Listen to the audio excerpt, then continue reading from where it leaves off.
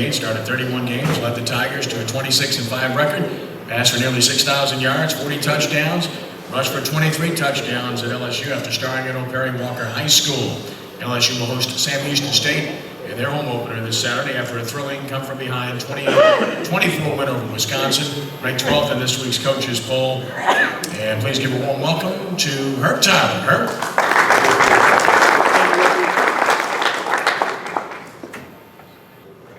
Thanks, guys. Just want to say thank you to the quarterback club for having me again. Ken has always been a really great and dear friend to me, and every time he calls me, I try to make it out to ensure that I can do whatever I can to help him out, which is very little because he doesn't need any help from me, especially an old fat guy like myself. And shout out to Mr. Nelson Stewart. I love him to death, and he knows that, and he knows how we as a family feel about himself, his family, the Newman family as well. Coach Willie Brooks. Awesome guy. What more can you say? He's doing his part in his little community that he can do it in. And if we all can do that in each one of our communities, then this world will be a better place. And I appreciate you, Willie. And then Coach, man, look, it was a heartbreaker for me. I like Tulane football. I was really this close to going to Tulane prior to selecting LSU. So I watch you guys a lot and continue to grow, man. And that's all you can ask for. Just to speak on a little bit about LSU football here, this past Saturday night, it was a little bit of a scare, if you will, for most people. Not for myself, because I know how it is when the first games are being played. Everybody's not going to be at 100%, meaning they're not going to be completely efficient. You won't see a Kenny Hill pretty much in the next 10 years again. The quarterback of Texas A&M, he was just phenomenal. So that's just something completely different. But at LSU, you know, we're coming off of a good season, I think, from last year, and so we want to build off of that. And I think the guy to build off of that is Anthony Jennings, myself. I know they really like Brandon Harris and they're high on him. However, I think Anthony Jennings gives us the best chance to win and to be as efficient as possible. You know, it all starts up front. In the very beginning of that game, our offensive defensive line were a little bit not quite where we wanted them to be, let's say that, for the first 3 quarters. However, we did pretty decently up there, but we've got to do better. Wisconsin got tired as the game went on. We got stronger as the game went on.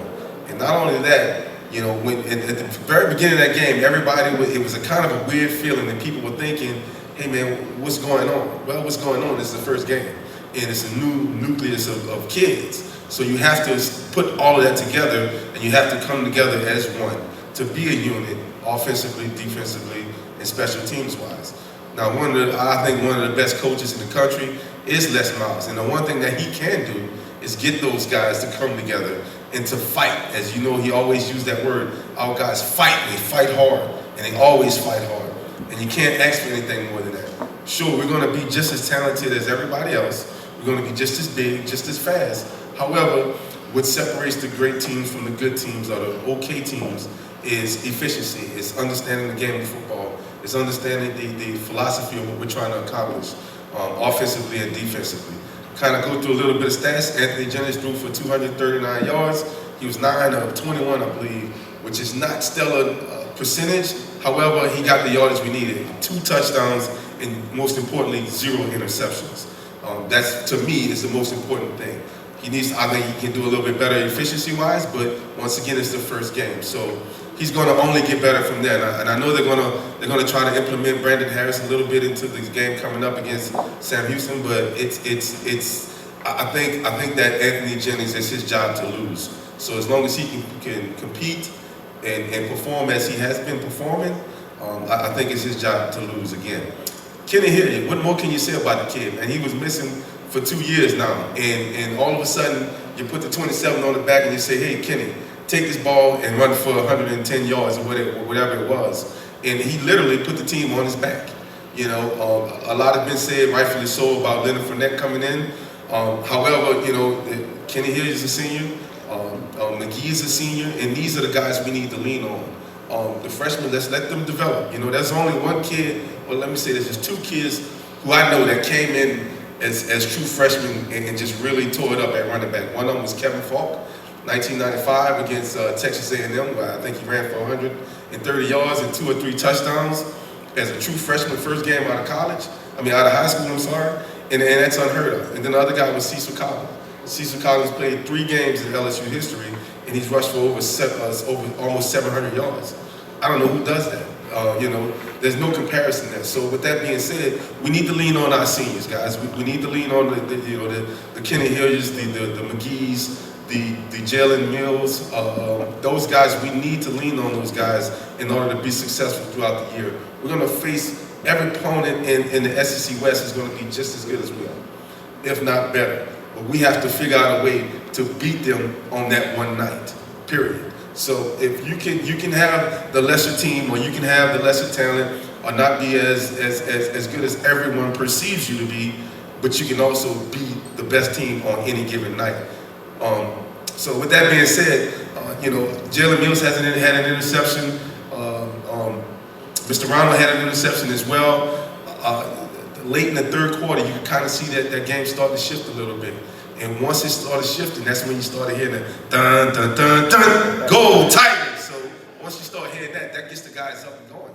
And then you see Mr. Mad Hatter himself, but they call Les Miles, but I call him Les Miles because I think he's one of the better coaches out here. He's just a phenomenal motivator, and he got those guys to come together and to be one and to pull that game out. And I think that shows tremendous character, not only from Coach Miles and his coaching staff, but especially from the players coming together and to not to be denied the win. So with that being said, guys, I'm ecstatic about the season and to see what it entails for us. I think we have to definitely take this year as a week-to-week basis. We have to get better every week, every day of practice. We're young in certain spots that are very, very important.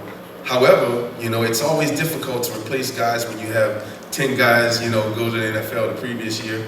And that's not by coincidence and not by chance. These guys are really good. So you can't always expect the next guy to step up to be as good, especially not early. So I do believe that Coach Miles and the rest of the coaching staff will get these guys together and get on the same page and continue to be as efficient as we need to be to move forward.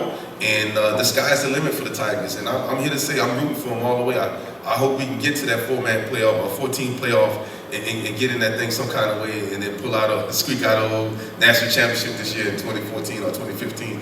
I think that'll be something that I'll definitely be very proud of. And once again, how can you deny Mr. Coach Les Miles? He's won at least 10 games every year that he's been there. He's not any longer winning because of Nick Saban's recruiting classes. He's winning because of his own recruiting classes and the way that they coach the guys up. So I'm really ecstatic about the season. I can't wait to see him play again this weekend, and hopefully at some point I'll be able to get up to 1 or 2 games this year and give you guys a even better insight if Mr. Ken invites me back later on in the year, exactly what I think of the team and how we're going and what direction we're going. Anybody have any questions? Les Miles made the statement that on the fake punt, we had the right people in the game that had gone 70 yards for a touchdown. Who wasn't in the game, and who was in the game, and what's supposed to be there? Well, I'm not quite sure who was or who wasn't, but if he said it, that's what should have happened. Period. Yes, sir. I'm surprised to see Leonard Fournette return kicks. Tell me the thinking behind that is that it's something that's supposed to continue. The thinking behind that, he's a 4'3" kid. He's 230 pounds, 6'1". He can return kicks. He can do it with the very best of them. He got his feet wet a little bit against a really good team, and it's difficult as a true freshman. No matter who you are, no matter what size you are, you still have to be mentally prepared, and you have to understand the game and the game plan to be very, very successful. And I think he got a lot out of this game. It's not exactly the same as high school, because you got bigger players, a lot faster game. However, everything is the same. It's still football, X's and O's. You have to understand philosophy. And once you get that to that point, I think he'll be very, very successful. Return the kicks and playing running back. Did he do that a lot last year? He did, yes, sir. Yes, sir. Yes, sir. Coach, my seat's at Tiger Stadium on Road 12 from the field. My seat's Saturday night on Road 12 from the roof. So it's hard to see those little midgets down there what they're doing. I know you said the stamina was there, we got stronger as it went by, but what were the changes in the offensive and defensive line? Because they controlled it pretty much first half. We just took total dominance in the last 20 minutes of the game. I think personally, it was all mindset. at some point you have to, conjure up a mindset of there's nothing to lose. We really had we had no reason to win that game whatsoever. But at some point, you have to say, well, you know what? If we're going to lose, we at least lose with dignity. So once you start playing freely, without any thoughts of making mistakes, without worrying about what happened in the first quarter, the second quarter, then you can start to build on something. And then once they start building on the mentality of winning the game and pulling it out, now you start seeing the guard and the center and the tackle on a zone play start stepping together as one and becoming a unit. And then also defensive line also, we started really pushing their offensive line back. And you can see their guys with their hands on their hips, bent over, different things of that nature. Now Wisconsin had an excellent team, and not only were they excellent, they were fast. They were really fast. And it's kind of unusual to say that about Wisconsin, but when you see what they've accomplished in the first and second quarter, they have a really good team. But ultimately it comes down to who really wants it the most and who can play together as a unit. So there were no different schemes on defense or anything like that? They played late order? I mean, they blitzed a little bit. They did a couple of other little nuances or whatnot, but it was pretty much the same thing. If you know, I mean, you just think about it. All Les did was gather the guys. Hey guys, what are we going to do here? Are we going to put our tail between our legs and let Wisconsin continue to beat us down, or are we going to stand up and fight back? So I think the guys really took it upon themselves to stand up and fight back. Yes, ma'am. Ken wanted to know about Fournette running the back. Saturday I was in Athens. Todd Gurley was throwing Yes. cuts back. Kickoffs back. Everybody screamed, "Are they stupid? Are they crazy?" But when he ran it back 105 yards, they shut up. Exactly. So one of your best guys out there. Absolutely correct, ma'am. At every moment of any second of any game, you absolutely want your very best back there. And speaking of Todd Gurley, he is definitely a Heisman Trophy candidate, period. Very special, yes, ma'am. Any other questions? I got one last question. I noticed in the second half of the game, the quarterback for Wisconsin, he started throwing off the back of his foot and started throwing almost a sidearm pass. Did you notice that? Because he definitely degraded in the second half. What happens is, in the first half, he didn't play well at all. They ran the ball really well, but his numbers were like, I think 6 of 21 or something like that. It was crazy. But once the pressure starts to punch in the mouth a little bit, you don't want to step up. Sometimes you start pulling back, sidearming, or not really being as confident as you need to be in your mechanics when you're throwing the football. So at some point, if a quarterback is not confident in what he's doing, he will throw off his back foot and make erratic decisions and not throw the ball as well. Thank you guys again. I appreciate the quarterback club. Appreciate you.